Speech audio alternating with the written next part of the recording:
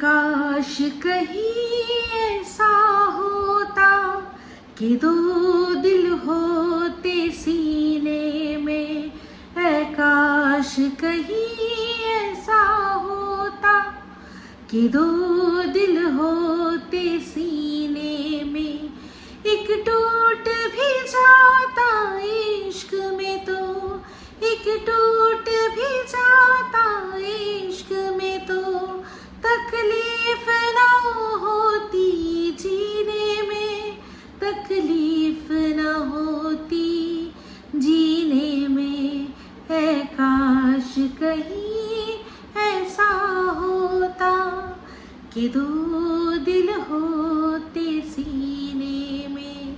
हाय, আমি Ipsita, welcome back to my channel. চলে এসেছি আবার একটা নতুন ভিডিও নিয়ে। তো আজকে ভিডিওর শুরুতে ইন্ট্রোডাকশনে এই যে গানটা গাইলাম, এই গানটা গাইলাম কার জন্য বলুন তো? এই গানটা গাইলাম আমি প্রিয়াঙ্কার দাদার জন্য। সত্যি এত খারাপ লাগছিল না যখন বোঝানোর চেষ্টা করছিল প্রিয়াঙ্কার হাজব্যান্ড। আর সত্যি কথা বলতে কমেন্ডেবল, মানে প্রিয়াঙ্কার হাজব্যান্ড মানে রবিবাবু, উনি যে একজন এত জেনুইন পার্সন। আর সবচেয়ে বড় কথা দেখলাম যে নিজের শালাবাবুর সংসার বাঁচানোর জন্য, তার ম্যারেজ লাইফটা মানে বিবাহটা বাঁচানোর জন্য যেভাবে সে বউটিকে বোঝাচ্ছিল, দরকার পড়লে তার পায়ের কাছে বসে পড়েছে। একটা জামাই মানুষ, একটা জামাই মানুষ পায়ের কাছে বসে পড়েছে বোঝানোর জন্য। কিসের জন্য? যে যাতে শ্বশুর শাশুড়ি তারপর হচ্ছে গিয়ে শালাবাবু, তাদের জীবনটা যেন সুন্দর হয়। স্যালিউট, একটা সত্যি স্যালিউট পাওয়ারই যোগ্য। আর এই যে ওয়াইটিতে আমরা বিভিন্ন রকমের কথা বলি না, যে দূর ওয়াইটি নোংরায় ভরে গেছে, ওয়াইটিতে নোংরামো ছাড়া কিছু নেই, কে বলেনি? ভালো ফ্যামিলি বন্ডিং, ভালো ব্লগ দেখতে হলে এরকম ধরনের চ্যানেল দেখুন না, দেখে তাদের প্রমোট করুন, যেখানে প্রচুর পজিটিভিটি। যদিও তাদের সাথে একটা খুবই দুঃখজনক ঘটনা ঘটে গেছে, বিষয়টা আমরা সবাই এতক্ষণে মোটামুটি জেনেই গেছি। তো ওর ভিডিও লাস্ট যে আপডেটটা আমি দেখলাম, সেখানে দেখালো যে সমস্ত জিনিসপত্র যেগুলো সব নিয়ে চলে গেছে। এটা খুব ভালো। এমনকি যেটুকু মানে এই বিয়ের সংক্রান্ত যা যা ছিল, মানে এই বিয়ের স্মৃতি ধরে রাখার মতো যা যা ছিল, সে সমস্ত কিছু ওরা দিয়ে দিয়েছে মেয়ের বাড়িতে। দাদা বলেছে কিচ্ছু রাখতে না। অবশ্য তার পেছনে একটা অন্য কারণও আছে, কারণ এই যাদের সাথে ওদের সম্পর্ক হয়েছিল বা সম্বন্ধ হয়েছিল, তাদের আবার জল পোড়া, তেল পোড়া এইসবের একটু কালচার রয়েছে। এমনকি মিষ্টি নিয়ে এসেছিল, তার মধ্যেও বেশ কিছু জিনিস যন্তর মন্তর করে আর কি এনেছিল, যেটুকু শুনলাম। মানে এক একটা কল রেকর্ডিং শুনছি আর কান মানে পুরো গরম হয়ে যাচ্ছে, যে এইরকমও মানুষ হয়, এরকমও হয়। তো যাই হোক, দেখলাম বৌদি তো চলে গেছে। বৌদি বলেছে যে আমার কোনো পার্সোনাল কারণের জন্য আমি সংসার করতে পারছি না। আমি শুধু একটাই কথা ভাবি, যে এই মেয়েগুলো বিয়ে করে কেন? যারা সত্যি বিয়ের পরে, বিয়ের ওই বন্ধনটার পরে পৃথিবীর সব বন্ধন, সব মায়া, সমস্ত কিছু ত্যাগ না করতে পারে, তারা ওই আগুনের চারপাশেই ফেরেটা নেয় কেন? কেন নেয়? এই যে অগ্নিকে সাক্ষী রেখে সে বিয়ে করলো, তার যদি মন না থাকতো, যে 7টা যে বচন বলে না, সেগুলো যদি সে মানবে না, তাহলে কেন করে? শুনলাম যে বিয়ের পর সে নিজেকে শেষ করার কথা বলেছে। যদি সত্যি এই বিয়েটা না মানতে পারতো, তাহলে তো তার বিয়ের আগেই বলা উচিত ছিল যে আমার এখন বিয়ে করার কোনো ইচ্ছা নেই, আমাকে যদি জোর করা হয় তাহলে কিন্তু আমি কিছু একটা করে বসবো। সেইটা আরো বেশি ভালো হতো। তাতে কি হতো, এই যে একটা ফ্যামিলি, তাদের পুরো আত্মীয় স্বজন, বন্ধু বান্ধব, পাড়া প্রতিবেশী, এমনকি পুরো এই সোশ্যাল মিডিয়া, যেহেতু তাদের পরিবারের একজন গুরুত্বপূর্ণ মানুষ সে সোশ্যাল মিডিয়ায় রয়েছে, এদের সবার এরকমভাবে মুখ পুড়তো না। আর সত্যি কথা বলতে, সম্বন্ধ বা কোনো মানুষের প্রতি যে বিশ্বাস করা, মানুষের প্রতি বিশ্বাস হারানো পাপ, এই কথাটা তাদের কাছে পুরো মিথ্যে আজকের ডেটে দাঁড়িয়ে, যে মানুষের প্রতি বিশ্বাস হারানো পাপ। কিন্তু এই কথাটা তো আমরা শুনেছি, এটা তো আমরা জানি।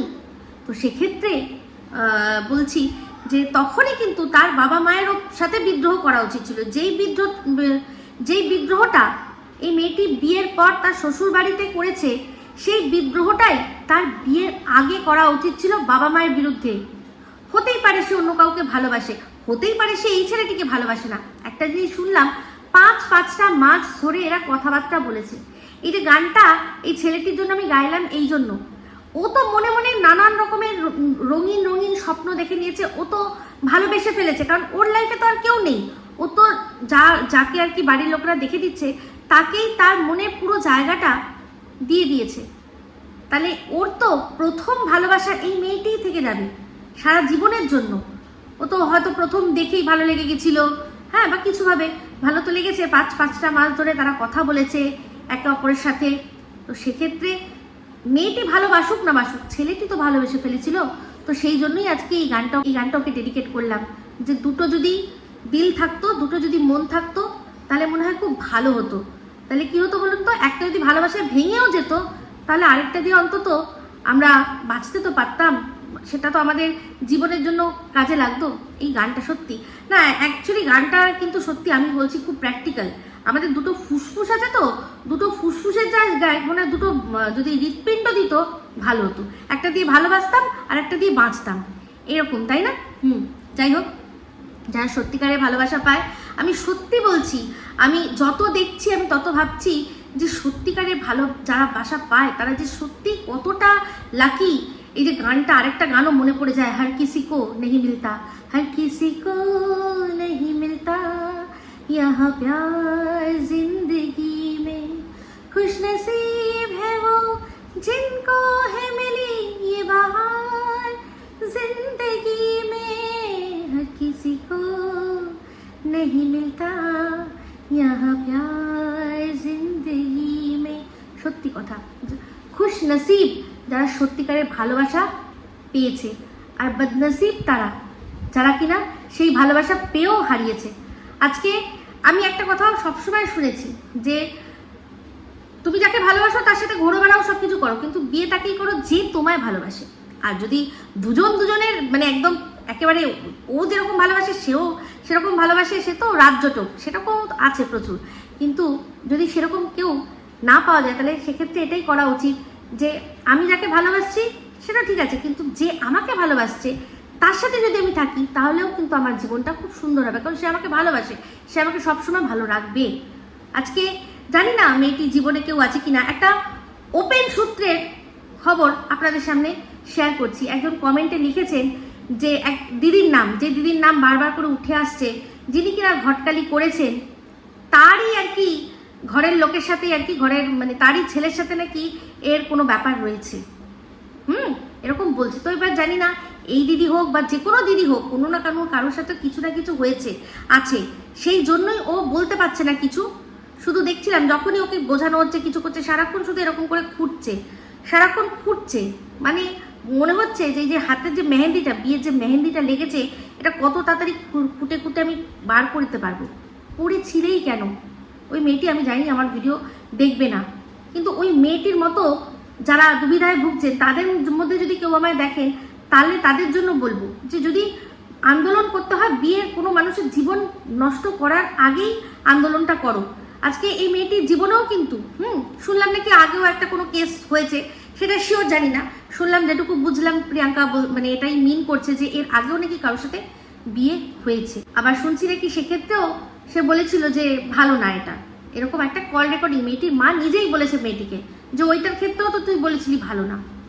তাহলে দেখুন, এই যে আমি ভিডিও করেছিলাম প্রিয়াঙ্কাদের নিয়ে প্রথম ভিডিওটা, সেখানে বলেছিলাম যে প্রাইভেট ইনভেস্টিগেটরদের নিয়ে ইনভেস্টিগেট করে তারপর বিয়ে দেওয়াটা কত জরুরি। যদি সত্যিই হতো, এরা প্রফেশনাল, যারা এইসব সংস্থা খুলে রেখেছে তারা প্রফেশনাল, তারা এক মুহূর্তে সব বার করে দেবে যে কি ছিল কি আছে সমস্ত কিছু, তার ক্যারেক্টার কিরকম মোটামুটি একটা, এবার ভেতরে সে সাইকো কিনা সেটা বার করতে পারবে না, কিন্তু বাদ বাকি তার বাহ্যিক ক্যারেক্টার কি আছে, তার সাথে কারো সম্পর্ক আছে, তার ছিল, কতদিন ছিল, কতটা গভীর ছিল, মোটামুটি একটা আইডিয়া আপনাকে দিয়ে দিতে পারবে। সেক্ষেত্রে আপনারা তারপর বিচার করে নিতে পারবেন যে আমরা এগোবো কি এগোবো না। এবার কারোর সাথে আগে সম্পর্ক ছিল বা প্রেম ছিল মানেই যে খারাপ, সেরকমও ব্যাপার না, সেগুলো সব তারা সুন্দর করে বুঝিয়ে তারপর এই জিনিসগুলো করে, ঠিক আছে? তো সেক্ষেত্রে আপনারা বলতে পারবেন যে এই যে একটা সম্পর্ক ছিল, তুমি কি সেই সম্পর্কটার থেকে পুরোপুরি বেরিয়ে এসছো, তুমি কি রেডি আছো নতুন করে কোনো সম্পর্ক করার জন্য, এগুলো তো অন্তত আপনারা বলতে পারবেন। একদম খোলাখুলি কথা বলে নেবেন। আজকে ভাবুন তো কতটা হিউমিলিয়েশন, কতটা মানে হাসির পাত্র ওরা হচ্ছে। হয়তো সামনে ওদের কেউ হাসছে না, কিন্তু পিছনে পিছনে তো অনেকেই হাসছে, আমরা এখানে সোশ্যাল মিডিয়াও অনেকে হাসছি, তাই না? কিন্তু ওদের কতগুলো টাকা, কতটা ইমোশন, কতটা সময়, কতটা সম্মান, সমস্ত কিছু ইনভেস্টেড হয়েছে ভাবুন তো। আমি জানি না ওরা এই যে বিয়ের খরচা যেটা হয়েছে এগুলো ওরা ওদের কাছ থেকে আদায় করবে কিনা, কিন্তু অ্যাকচুয়ালি কিন্তু করা উচিত, আদায় করা উচিত। তো এখানে যদি ছেলের বাড়ির তরফ থেকে যদি ছেলে বলতো যে না আমি সংসার করতে চাই না, তাহলে কিন্তু মেয়ের বাড়ি পুরো কড়ায় গান্ডায় সমস্ত কিছু নিয়ে নিত। সেক্ষেত্রে আমি জানি না এই প্রিয়াঙ্কাদের ফ্যামিলিটাকে এত মানে ভালো দেখলাম, কি বলবো, মানে সত্যি কথা বলে না যে এই যুগে এত ভালো হওয়া কিন্তু উচিত না, একদমই তাই, এত ভালো হওয়া উচিত নয়।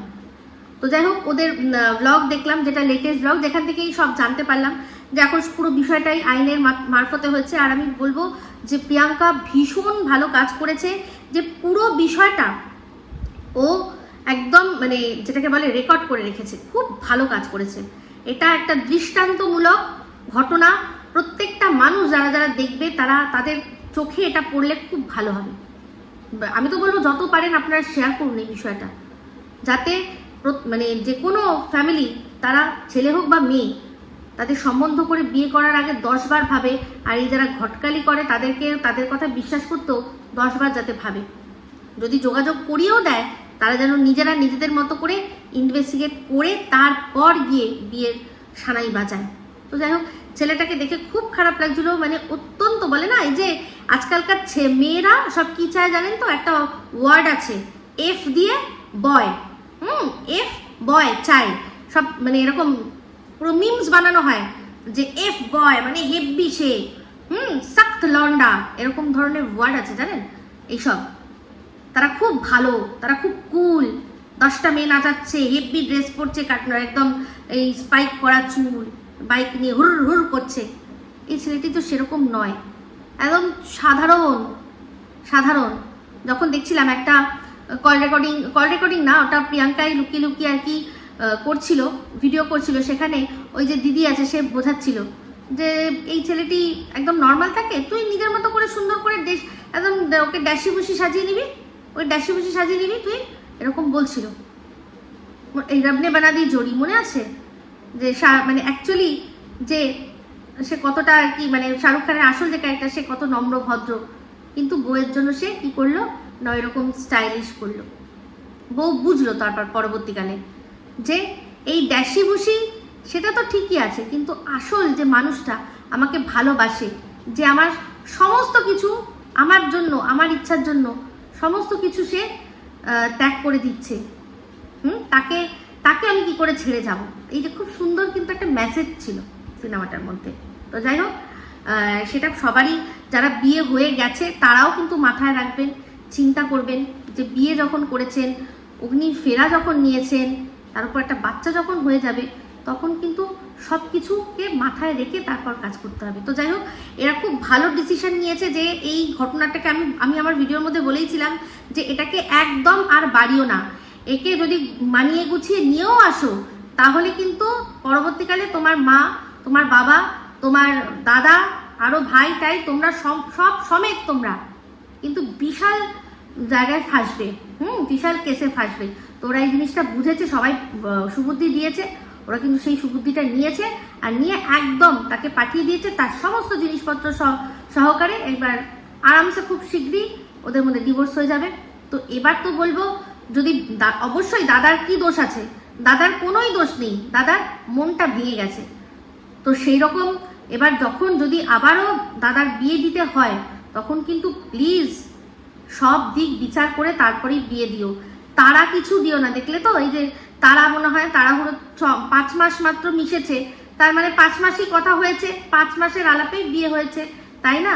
তো 5 মাস হোক বা যাই হোক না কেন, ইনভেস্টিগেশন না করে কিন্তু কোনো মতে বিয়ে দিও না। খুব ভালো করে জিজ্ঞাসাবাদ করবে দুজনে, শুধু ফোনে কেন, দুজনে দরকার পড়লে কিন্তু দেখা করেও নিজেরা ঠিক করে নেবে যে আদৌ একসাথে থাকতে পারবে কিনা। তবে তোমার দাদার যেরকম দেখছিলাম খুব খারাপ লাগছিল, তোমার ভাই এসছে তোমার সাথে, দেখলাম পুরো ব্লগটা দেখলাম, ভাইকে নিয়ে ঘোরালে, ছোট ভাইটাকেও দেখছি, মানে এদের ফ্যামিলিটা দেখলেই আপনার চোখে মুখে ছাপ দেখলেই বুঝবেন যে ছেলেটি বিয়ে পড়ছে, কলেজে পড়ে, কিন্তু ছেলেটাকে দেখে মনে হবে স্কুলে পড়ে। চোখে মুখের মধ্যেই একটা ভদ্রতার ছাপ প্রত্যেকের, ওদের প্রত্যেকের চোখে মুখে একটা ভদ্রতার ছাপ। তো এইসব ভালো ভালো ব্লগসগুলো দেখুন, তাহলে বুঝতে পারবেন। তো যাই হোক, রবি প্রিয়াঙ্কা যে চ্যানেলটা, মানে প্রিয়াঙ্কা মনে হয়, আমি যদি ভুল না হই, ওদের যাত্রাপথ যা দেখলাম, ও মনে হয় এই গড়িয়া বাঁশদ্রোণী ওইসব দিকে থাকতো, তো থাকে মনে হয়। তো আমি জানি না কেন আমার মনে হচ্ছে আমার বাঁশদ্রোণী বাড়ির দিকে আমি ওদের দেখলেও দেখে থাকতে পারি হয়তো। তো মানে অতটা হয়তো খেয়াল করিনি, কেন এরা মনে হচ্ছিল ওরা যখন যাওয়া আসা করছিল, তো মেবি বা ওই জায়গাটা আমার খুব পরিচিত হয়তো, সেই জন্যই। তো এটাই বলবো, খুব ভালো কথা, পারলে দাদাকেও একবার নিয়ে এসো, তারও একটু কদিনের জন্য হাওয়া বদল হলে ভালো হবে। তোমার কাকু কাকিমা এসছেন, সেই ব্লগটা আমার এখনো দেখা হয়নি, তবে দাদা বৌদি বিরিয়ানির তুমি অনেস্ট রিভিউ দিলে, আমার খুব ভালো লাগলো, সত্যি খুবই ভালো লাগলো। মানে এটা খুব বেশি ওভার হাইপ হয়ে যাচ্ছে, যতটা হাইপ করা হচ্ছে ততটাই নয়, শুধুমাত্র এই কোয়ান্টিটিটা যা বেশি, এটা একদম ঠিক বলেছো, তোমার রিভিউর সাথে আমি একদম সহমত পোষণ করি, খুব ভালো। তো যাই হোক, এটাই বলবো যে সব কিছু তাড়াতাড়ি নর্মাল হয়ে যাক, এটাই চাইবো। আর ভালো থেকো তোমরা। তো এই ভিডিওটা আমি এই অবধি রাখছি, যদি ভালো লাগে অবশ্যই লাইক শেয়ার কমেন্ট করতে ভুলবেন না। যারা চ্যানেলটা সাবস্ক্রাইব করেননি তারা সাবস্ক্রাইব করে নেবেন। সবাই ভালো থাকবেন, সুস্থ থাকবেন, আবার আসছি খুব শীঘ্রই এক নতুন ভিডিও নিয়ে।